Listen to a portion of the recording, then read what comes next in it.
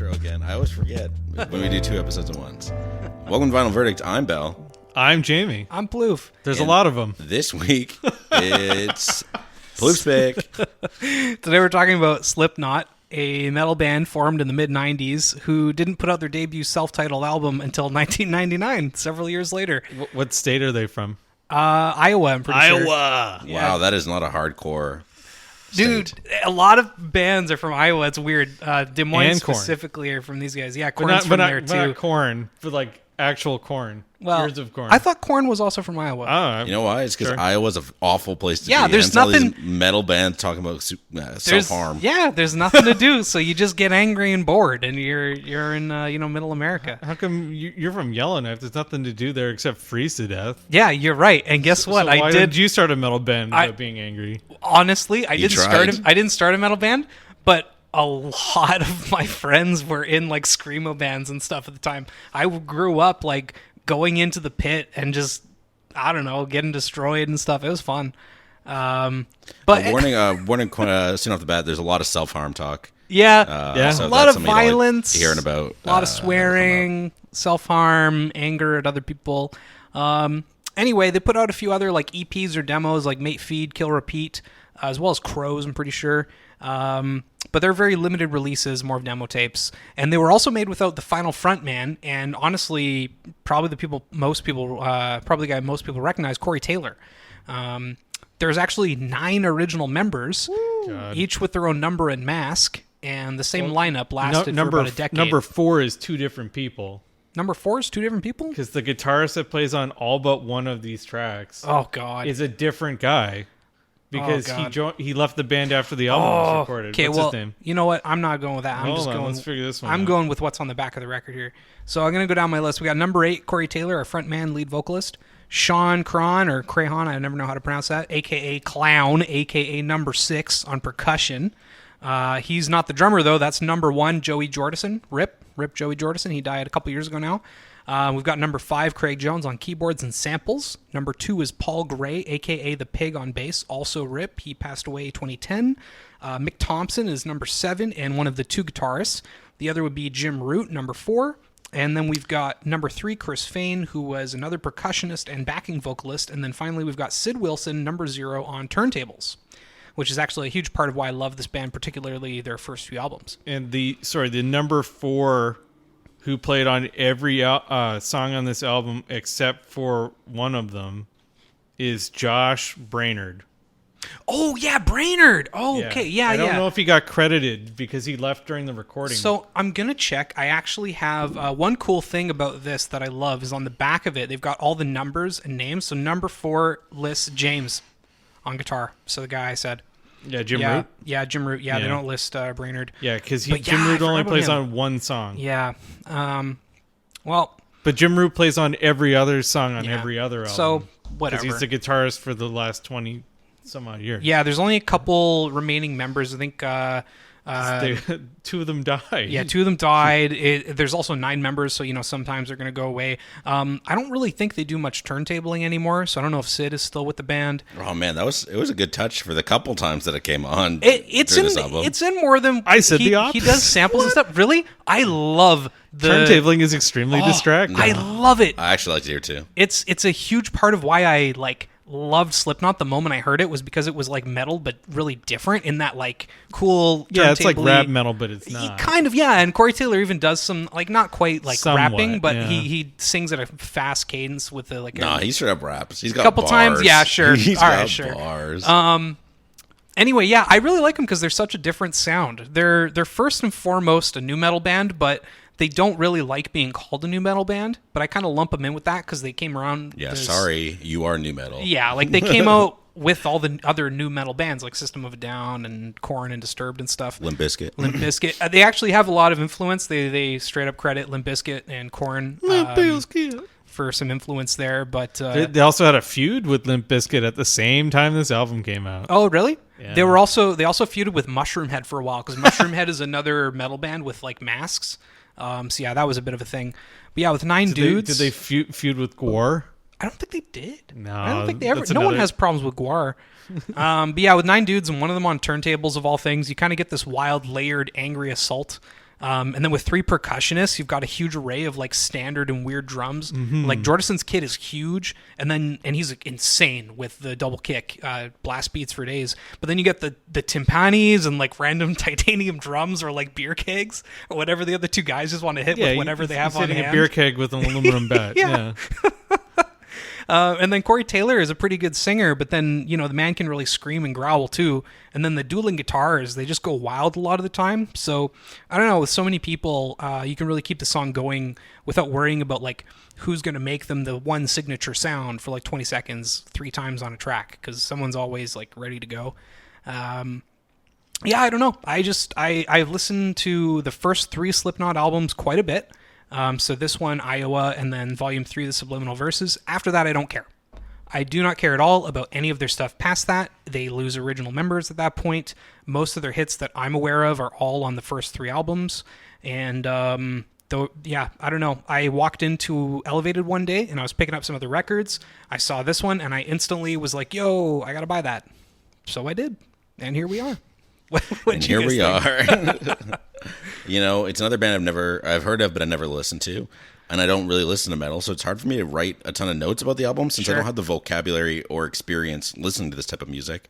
But I had a fun enough time. Nice. Like, the only thing I can really compare it to is like Rage or System of a Down. Sure. And I prefer both of those. But that doesn't mean that this is bad.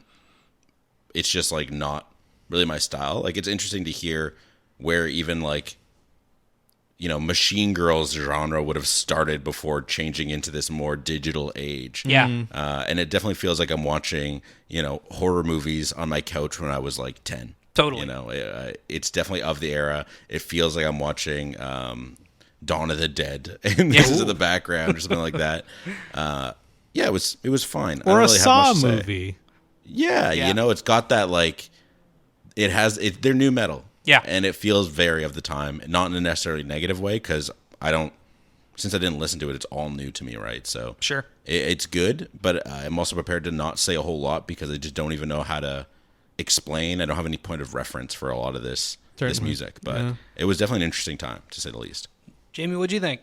I wrote a little bit down. Slipknot was not a band I listened to when I was a youth because no one I knew listened to them, and no one could tell me if they were good or not. Really? Yeah, I didn't know a single person who listened to it. I listened to a lot of pop punk when I was in. Oh, sure. Yeah. When this album came out. Yeah, it's about the same time. Because this album came out the same year as Enema of the State, if you will. Yeah. And a year after whatever the Offspring was. Not Conspiracy one. What was the one that had Americana? Yeah. I listened to a lot more Enema of the State and Americana than I ever did of bands that sounded like Limp Bizkit or Korn. Korn was popular in my school, and I didn't know anybody who listened to Slipknot.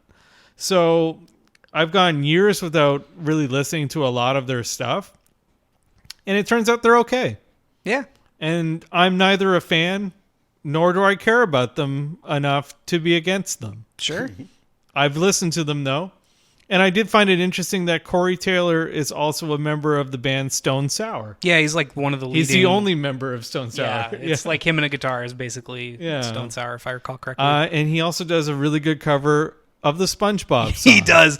What? He's done it live a bunch of times. People like ask for it at concerts sometimes. That's pop punk. Yeah. That's very pop punk of him to do. And he's very cool about it. Recently, he did it with the guy. Oh, because he can do the growl at this. He does it. He does it with the guy who sings the song. Yeah. And I think he did it with the guy who is SpongeBob recently. So anyway, when I think about metal, I think I'd like more like a Metallica or an Anthrax. Slayer. I own a lot of Slayer albums. We'll probably cover one day. Cool. I'll probably do Rain and Blood because that's a great album. Classic. Yeah. Despite the fact that it's got a lot of Nazi imagery. Or like Megadeth. That's my kind of. Megadeth is also a little problematic. Sure. Yeah. Hello, me. It's me again. But none of them talk about self-harm as much as Slipknot does. None of them hate their dads as much as Slipknot does. Mm-hmm. I did find it interesting that Corey Taylor did not meet his father until he was 31. Oh, I didn't even know that. That's a cool fact. So learned about that. There's a couple of songs where he talks about like how his father's like, what would I know about my dad? I've never even met him, because he didn't. He hadn't met him at that point. I am my father's son, and he's a phantom, a mystery, and that leaves me nothing. Yeah. It was actually, Slipknot was a pretty big part of my preteen and early teenage years. You're such an angry little man. You know that? It was just the time. Divorced family, 90s. That's how it goes. That's why you're losing your hair. Yeah, that's definitely it. But several tracks were featured in video games. Notably like Duality and ATV Off-Road Fury 3. Yeah, Before I Forget on Motorstorm and Guitar Hero 3. I can't remember where I first heard of these guys, but I was downloading their songs in middle school, and then I finally saw a copy of the self-titled of this album when I was on vacation in like 2006, and it was just such a random find, and I had to pick it up, which is kind of similar to when I just randomly saw it Elevated and went for it. But yeah, I don't know. I was listening to a lot of like Slayer, and I was never a big Megadeth, lots of Megadeth. I was never a huge Metallica fan, but a few songs were always pretty good. Mm-hmm. But yeah, something about the nu metal scene just like really stuck with me. And I don't know. I love a really driving drum beat. They've also, because of the turntabling, they've got some like jungle beat kind of stuff in some of the songs a little bit, and it sounds like video game music, and I really sure does. I dig it like quite a bit. Eyeless Man went hard with that. Yeah. We'll get into all the songs in a little bit here after we do one last listen. But yeah, I actually just found out that they've re-released the first 3 albums on colored vinyl. So this one's the yellow release for this album, and I'm really like, I only learned that while I was doing some research for this. So probably in the next month, I'm going to pick up Iowa and Volume 3, because those are arguably the 2 better albums, especially Subliminal Verses. As much as I love this album, and it has a ton of their hits, like Sick, Eyeless, Wait and Bleed, Surfacing, Spit It Out, it's also got a bunch of like weirder songs, like Liberate, Prosthetics, Scissors, No Life, Diluted. Basically, the second half of the album is that's like a lot of songs. It is, and I don't mind them when I'm listening to them, but they're definitely not like greatest hits that I would choose if I was making a big Slipknot playlist. You can tell that this is a CD length album. Totally, because it has a CD length. Yeah, it's like 50 minutes long, so it's a little long as well. Mm-hmm. But yeah, let's listen to it one last time. We can talk about the tracks.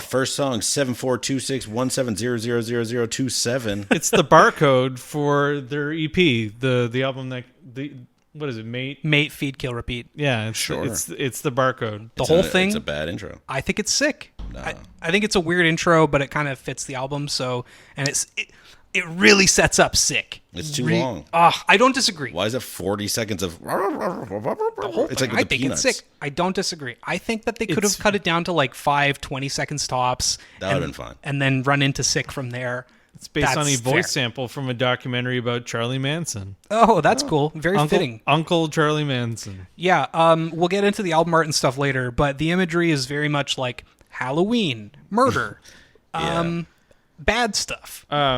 The fella there's a guy who does turntabling, right? Sid Wilson, number 0. Oh yeah. But you got your boy Craig Jones. He's the samples guy. Yeah. I don't know how to differentiate between sampling. Well, turntabling makes sense as the scratching. It's a scratch, like it's a skill. You got to do something there. Sampling, he's just like hitting the samples when they come up. Yeah. So anyway, that'd be a different guy. Like, why would that be a different guy? Turntable guy man's busy. Sid's busy. He's not busy that much. There isn't that much on this album. There's a lot of sampling. Like, if you look at the sample credits at the bottom sampling. of the Wicca page. That's the thing, is the band is made up of 9 people, right? And like I mentioned before, there's definitely some things that could have been merged into one person, especially some of the percussion probably. Well, yeah, they probably don't need 2 extra percussionists on top of Joey. And I don't disagree. They probably could have mixed sampling with turntabling. But I kind of like that they didn't, because it really lets them just focus on their craft and what exactly they're doing. So these guys are like the Brockhampton of metal. Or Brockhampton's also like 12 people or something like that. And it's I mean, I guess, Brockhampton's the Blue good. Man group of metal. I'll tell you, the next album I'm picking is also like 12 people, so I'm picking a lot of big bands. Oh, you're not picking a ska album, are you? You never know. I can see him skanking already. This song, it goes pretty hard. I love high BPM songs. Yeah. And the pace and how dynamic this song is. It's pretty catchy. Yeah. Here comes the pain! Yeah, Oh, the last the part of the intro. bridge and the outro are pretty intense. And he sounds like a Nazi zombie from Call of Duty. Oh, sure. Some of his screams he are does, very doesn't like video gamey, goofy. Yeah. But it's fun. The drums go very hard on most of, like, the drums are always very layered. Yes. Percussion is very on point. Yes. It keeps a good beat. There's a lot of good blast beats and stuff like Yeah. that on just about every one of those. Joey's amazing. But yuck. It's got turntabling. I love it though. It's so distracting. I hate pick it. It's so good. Hate it. There's so much I did not notice. Like even the samples. In fact, you guys are telling me there's a ton. I guess I just didn't even notice. It integrates all so well. It's man. This song has a sample from the movie Carlito's Way, which is a banger. Yeah. It's got the Al Pacino in it. I've got huge notes for like the first half of the album, basically, because that's where all the like hits are, in my opinion. But like, I don't know, those drums and guitar, they just get going, and then the turntabling comes in before it all goes away and comes back before Corey's vocals. It's just, I think "Sick" is a crazy good opener, and it's always been one of my favorites. And I think it's like a few other tracks are really the epitome of what I think of when I think of Slipknot. I love the random screams and backing vocals, and then the ending chant of "You can't kill me because I'm already inside you," followed by "Sick" like 4 times. It's so much raw energy, and it always gets me kind of pumped up. My only complaint is it's a bit of a long outro, and I think they could end the track earlier. But it's fine, and I think it really helps lead, like, as a whole album. It's very cohesive, and the end of this song really leads well into Eyeless. So as a whole album, I think it's fine. Eyeless has some pretty good Prodigy-sounding drums Right? at the beginning. That's what I'm talking about. The wild 90s video game drum and bass with the it's turntable sick. intro. It made me want more, though, because this is like the only time it's really prominent. Just like the intro is a jungle track, and it's so fire. So and then good. it goes away, and I'm like, oh. The intro is a sample of the song Ease Yourself, which is itself a sample of a different song. So it's so good. I always forget like how many good songs are on this album. I love that huge that scream. So if you weren't 100% sure that what you were getting yourself into, now you know. I love the chorus. I don't really get it, but it sounds cool. Real good screaming guitar. Yeah, the dueling guitars is just so good, and they do such good guitar squeals and stuff. I don't know. I've always been a fan. I love when there's 2 guitarists in a band. It's not always necessary, but I think that they can, if they play well together, it's fantastic. You ever heard of a band called the Beatles? They've got 2 guitarists too. Wow. They duel. They duel all the time. Yeah, this song's fine. Yeah. The Marlon Brando line is weird. I've never understood it. It was uttered by a homeless man as Corey Taylor was walking up the street. The Genius Note says he was walking up the street in California. Yeah. But California is a big place. Sure. Where was he? On the I don't street. know. That's what he said. You He's can't walking see up the street. California The only street in without California. Marlon Brando's eyes. Yeah, it's Yeah, crazy. so he was obviously in like the Hollywood area Yeah. or something like that. I think they recorded it in this album in L.A. Oh, yeah. I think we talked about this earlier, but Corey Taylor references his father in this song. Yeah. And he didn't meet his dad until he was 30, and he is now 49 years old. Dang. I really like the breakdown before the bridge, about halfway through, and then that softer sung outro that gets kind of twisted at the end. And then I love that like heavy guitar riff that plays throughout and kind of slows down at the very end. It's easily one of my favorite Slipknot songs of all time. Sure. Yeah, I really like Eyeless. And then Wait and Bleed is like a huge classic. It's got almost 400 million plays on Spotify. Probably this, Duality, Vermilion Part 2 are, I would say, the 3 most popular songs they've ever made. Maybe Before I Forget as well. It's about a guy who dreams of his own suicide. Yeah. And then eventually follows through on it. Yeah. Yeah, it's funny. I put my only note is this is what I imagine 90% of metal sounds like. default metal type of beat. Yeah. Metal.beat. Yeah, pretty much. It's like, wow, sick. This is like what I would imagine MX versus ATV Unleashed menu music. I mean, hey, like, Off-Road Fury 3 had Yeah. duality on it because, This is some basic stuff, which is not bad. But No. The chorus is like very clearly sung and no growling or screaming, so it's really easy to sing along to. The instruments are kind of toned down, really letting the lyrics come through quite a bit. And then at the end, you get that mixed growling and singing. I think it's really good. It's got a very heavy guitar outro, too. Yeah. It's really good. I also really like the bass line on this one, and I like how they kind of let it shine at the start along with the vocals. And I just love Joey's fills across this whole song, too. Like, he really drums real nicely on it. And, yeah, it's great. References the book and / movie, The Manchurian Candidate. Oh, yeah? Wait, I which like that part? book. That's a good book. Yeah, it's a good good movie too. Angela Lansbury was nominated for the Academy Award for that movie. Thanks, Jamie. She wrote. She was the lady from Murder, She Wrote. We're going back around to murder. It's all about murder. It's murder all the way down. this is all before my time. I don't know. Only murder. Only murders in this album. Only murder all the time. It has probably the most enjoyable melodies so far. Yeah. And I think going back to Murder, the drummer murders this next song. He did Boom. a good job. Oh, He did a good job. Drums go hard surfacing? on this one. Yeah. I understand what the joke you were trying to make there. And like the record scratching at the start, the turntabling is good. It's like really it. good. I love it. I like the guitar at the start, and then the second one comes in, and then the turntables. Oh, that's like just peak Slipknot right there. And then the big F you all and then the rest of it just kicks right off. When the band plays this live, they announce it as your new national anthem. Yeah. Yeah, this is very edgy. This is I'm very cool, very edgy. Totally. And I mean, at the time, this would have just been edgy and unique. Yeah. And now looking back, it's like, ooh, Sure. cringe. But again, at the time, it would have been cool. It would have been different. Yeah, groundbreaking to some degree. But listening to it now, I'm like, I don't want to. Like the chorus is very edgy. Oh, man. and not very cool in this time. But the breakdown at 157 goes hard. Oh, AF. yeah. Yes. And the bass yeah. gets a little chance to shine before the guitars come blasting Yep. in, and the Yep. crazy fast drums. It actually kind of brought up that I wish I could hear the bass more, but it is very guitar and drum heavy. Yes, it's kind of my only problem. It's why I like how Wait and Bleed really lets the bass come through, is because that's one of my only complaints. Is the bass gets lost quite a bit, especially with 3 percussionists and then so much else just going on all the time. But yeah, man, Servicing is good. Very angry, easy to sing along to the chorus, even if it's a little cringe these days. They are very good at drumming. I know. Joey's amazing. It sucks that he's gone. He's easily one of my favorite drummers of all time. He's an absolute king when it comes to blast beats and double kick. And even I love how industrial the drums are on this one, like alongside Joey. The other percussionists really kind of step it up and do their thing.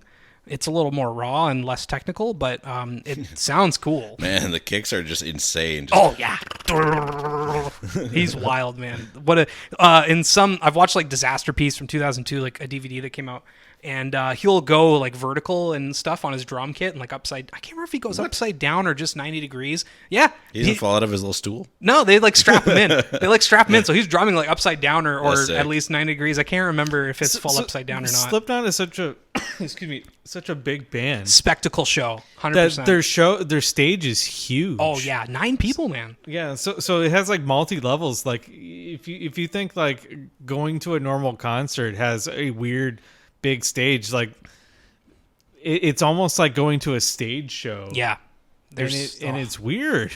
It's crazy, the crowd presence. And Corey's really good at playing with the crowd. I'll get to that and spit it out in a sec. Actually, no, not in a sec. We basically just said everything I wanted to say about this one. It's Continue great. on. Yeah. Yeah, I love the weird intro. Yeah, I like that. It's really hypnotic. Yeah. He Yeah, also, too. I swear he says, like, did you never give a dame? It's not. He's supposed to. He's saying "damn," but never give a dame in the first place. It sounds like "dame." I don't know. I've always Dame. noticed that, and it bugs me. He starts dropping some bars at 47 seconds. I was Yeah. like, dang, keep Yeah. this going. He's great. The rest of the song is sick. I love the switch between growling and not. and then the chorus is simple and effective. I don't know if they always do this, but Corey tends to play up the crowd for this song, so he'll tell everyone to like get down on the ground, and then he replaces the last line on that chorus with "jump the f up," and then starts chanting the da da da da da da da. That's and sick. everyone goes crazy. Like if you've seen any concert footage, it's just wild. Once again, we thank Plouffe for showing restraint and not swearing. I am trying so There's a first for hard. everything. I scream these lyrics when I'm listening to this in my car, so it is so hard for me to not just like say this stuff. Poor girlfriend. Yeah, she deals with it. Yeah, it's not a bad song. I could see this being very popular in the early 2000s. Yeah, I 100%. can also see. Yeah. If you think about how rowdy the crowd was at Woodstock '99 for Limp Bizkit, which is like very mild compared to the sounds coming out of this band. Yeah. Can you imagine they were there riling up the crowd? Oh yeah. I don't know how to define it, but at 135, there's some like glorpy guitars. I really like it's like whip, whip, Oh whip. yes, I'm like, hell I yeah, know. this sick. I know exactly the sound you're talking I was about. like, I this is love that. Yeah. It's so like late '90s, early 2000s. It It's is. so weird. I don't know what Glorpy effect. AF. Yeah, glorpy is a good way to to say it. I'm glad you brought it up because I totally forgot. So at this point, I'm not going to have nearly as many notes or things to say about basically the last 2/3 of the album. I think it's so heavily front-loaded with some of their best songs of all time that while the rest are okay, and I like playing the whole thing front to back, the last half hour or so is just, I don't know. It's good, but it's not nearly as good. So at that point, we get to Tattered and Torn. I like the creepy vibe. Spooky. Yeah, really fits the I'm album. not a huge fan. Yep, I totally get it. This is one of the only songs that I think could have been cut. It's very crunchy and pushes the band out of a more mainstream sound, but I don't really ever skip it. I still like it. It's like a heavy metal Tom Morello. Yeah, sure, kind of. Heavier metal Tom Morello. Yeah. Morello. Then we Say get to that 5 minutes. then we get to Me Inside. This one is okay, but it's mostly saved by Joey's drumming. I always thought they were screaming "die" at the start, but it's actually "the joy." I never got that as a kid. I always thought it was just "die." This is apparently the first song that Jim Root recorded with the band. Oh, cool.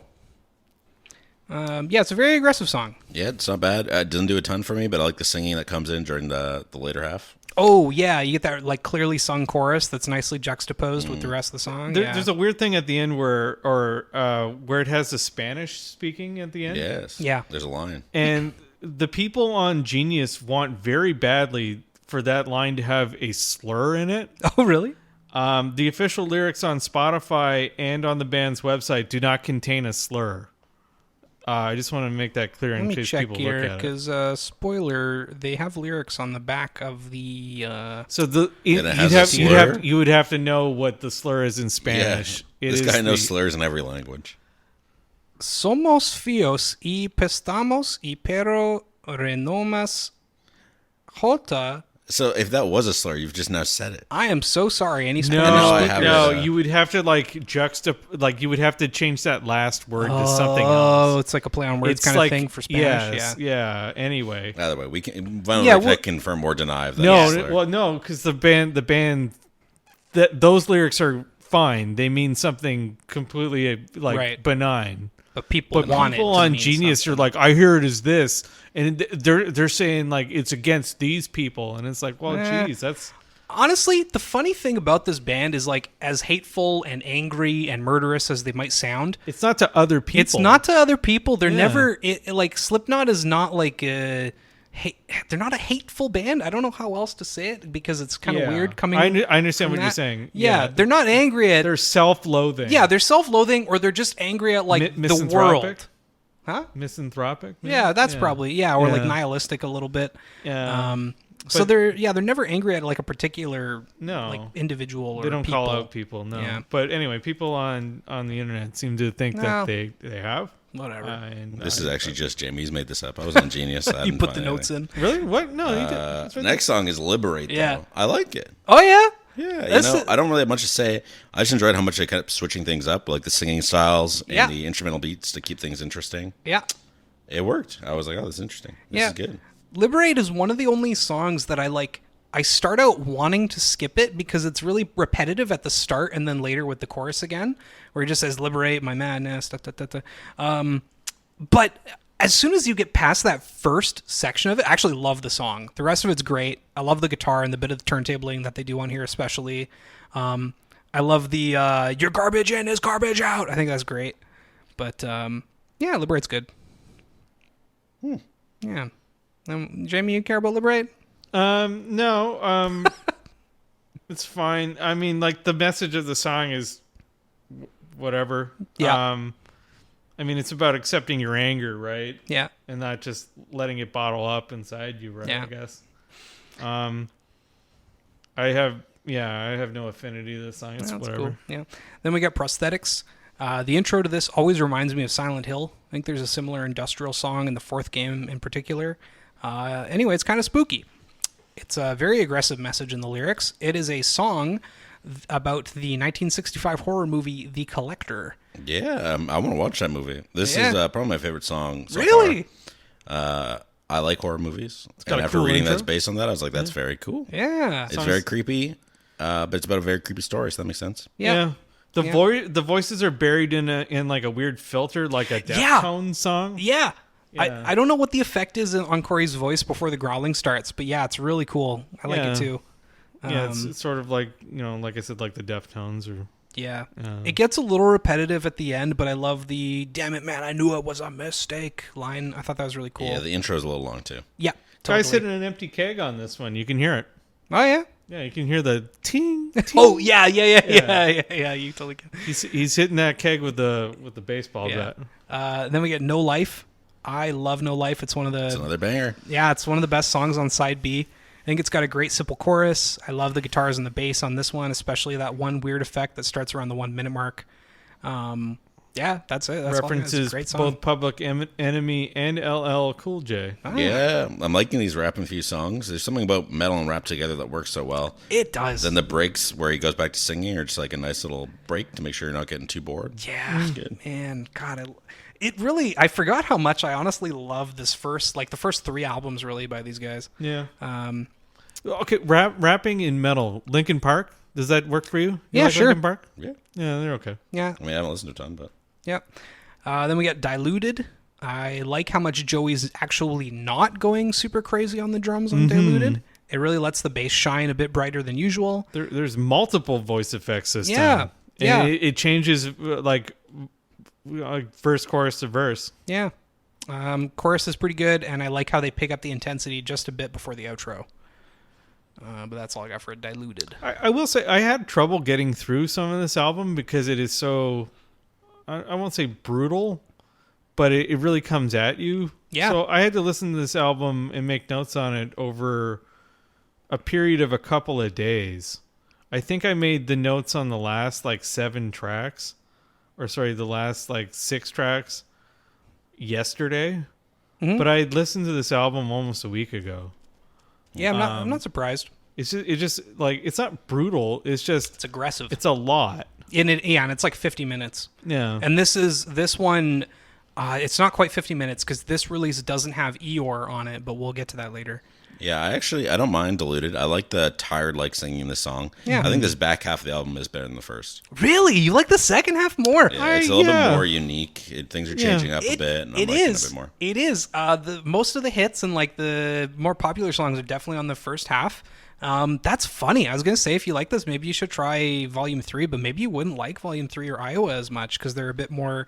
They start to kind of find their sound and be. I slightly understand more what Bella's mainstream. saying, though. I do agree that the second half of the album has some more unique sounds Nuance. to it. Yeah. I do like it. Like as much as I say I have more notes for the first half, I wrote that and then I like started listening to all these songs. I was like, oh yeah, I forgot how much I actually like this song. I appreciate how the songs are like 2 to 3 minutes long, too. Yep. They're like deceptively short. Yeah. Then we get Only One. I love the rapping. It really shows their kind of inspiration Got from more bars. Yeah, from bands like Limp Bizkit. Eminem needs to watch his back. I don't know about This that. guy's a rap god. I like the less intense lyrics on this one. Not every song needs to be about self-harm and taking your own life. This one's about hurting someone else. Yeah. Yeah. Thank goodness. Only one of us walks away. Yeah, it's like, wow, okay. But I actually genuinely mean it when I say I got tired of the self-harm talk. Sure. Yeah, I don't blame you. It's got some very cool chunky sounding guitars. Oh man, yeah, I love the Chunky. love the sick guitar riffs on this one. The song appeared on their EP Mate, Feed, Kill, Repeat with different lyrics. Oh yeah, they had to like fully redo this one. There's another song that I think it was either this or Iowa that they were writing, and it was about something, and they had to completely scrap it. Oh, Purity. Yeah, appears on this one. Purity in the song that appears after it. Yeah. So if you have an original copy of this album on CD, it has Purity and the other album. Yeah, Purity ended up coming out, I think, either on Iowa or Volume 3. I can't remember. And they completely changed the lyrics because they were like copyright struck or something. Because it was about something real. It's about a movie or something. Yeah, I can't remember what the story is, but yeah. Then we get to Scissors, which is like 8 minutes long.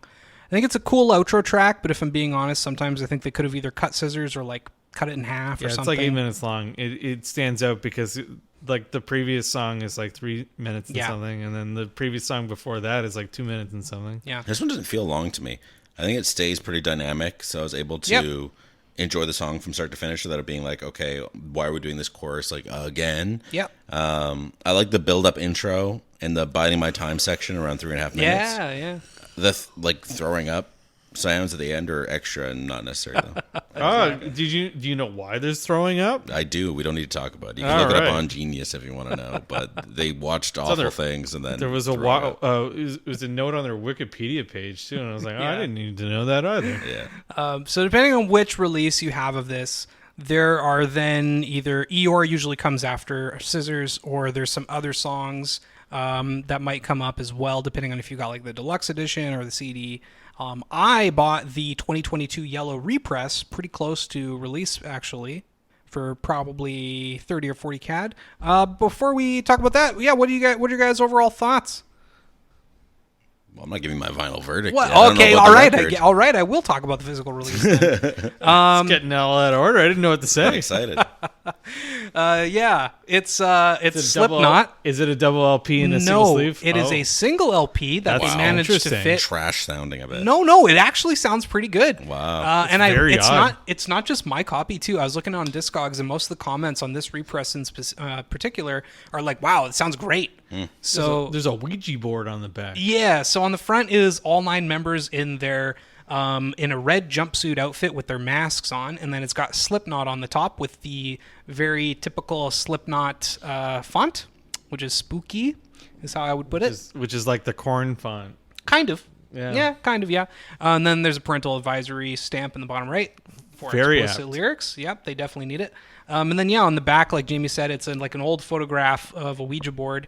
And then on the right, we've got the tracks listed out by side, which is always great. Love to see them split up. And then on the bottom right, there's just some production notes, and that's about it. And then one thing to note is that there's actually like no label on the spine. Oh no, it's very small. Yeah, it just says Slipknot very, very lightly on the top. And then it is a single LP in a nice jacket. And on the cover of the jacket is them in their masks and jumpsuits doing some spooky things. It's all like a old film, kind of overexposed. It's very hard to see what's going on. Yeah. Looks like an old horror movie or something. And then there's below that is a bunch of pictures of them solo. And then to the right is a guy that's being electrocuted or something. I'm not sure. And then above that is some of the lyrics from, I think, Surfacing. Yeah, and then on the other side is lyrics with for all the tracks, and in the bottom right of that is the cool list that I mentioned earlier, where it's got all the band members with their number associated to it, which is kind of neat.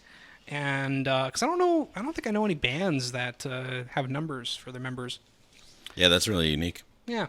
Anyway, after that, we've got the record itself with it, which is a nice lemon yellow.